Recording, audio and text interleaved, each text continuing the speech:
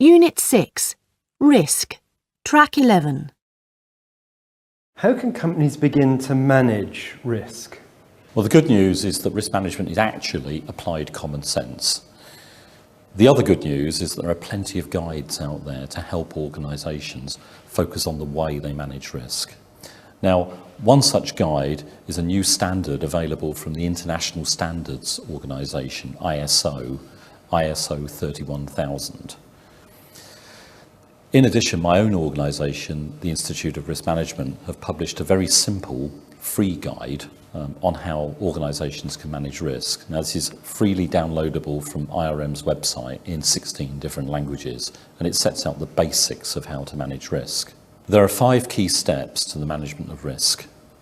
The first step, which is most important, is to recognise the strategic objectives for your organisation and the key processes that your organisation uses. Following on from step 1, step 2 then goes on to identify what the risks affecting the organisation might be. Now, the best way to identify risks is to look at them from 2 directions, both top down from a management point of view, but also bottom up from the shop floor. Only that way will one identify the full spectrum of risks affecting an organisation.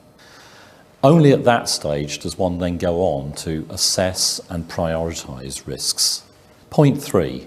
After identifying risk, the next stage is to assess and prioritise those risks.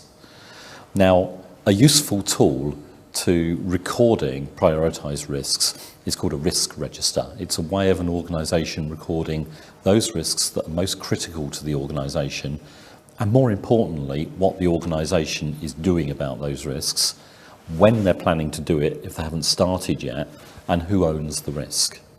Point 4, mitigating risk. There are 4 ways of dealing with risk once risk has been identified. Firstly, treating the risk, putting in place some countermeasures in order to deal with that risk.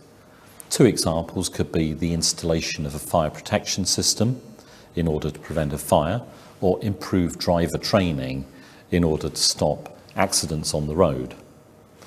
Secondly, terminating a risk. Terminating a risk by stopping the process that leads to the risk. Thirdly, tolerating risk, living with the action that gives rise to the risk. And finally, transferring the risk by means of insurance or other contractual arrangements. Finally, point 5. After identifying strategic objectives, identifying risks, assessing and prioritising risks, and then mitigating those risks, it's important that those actions flow back through to one's strategic objectives again. In life, it's not always possible to deal with every risk, and therefore a systematic analysis of your approach to dealing with risk will re-inform your strategic objectives. It will affect the way that the company thinks about itself.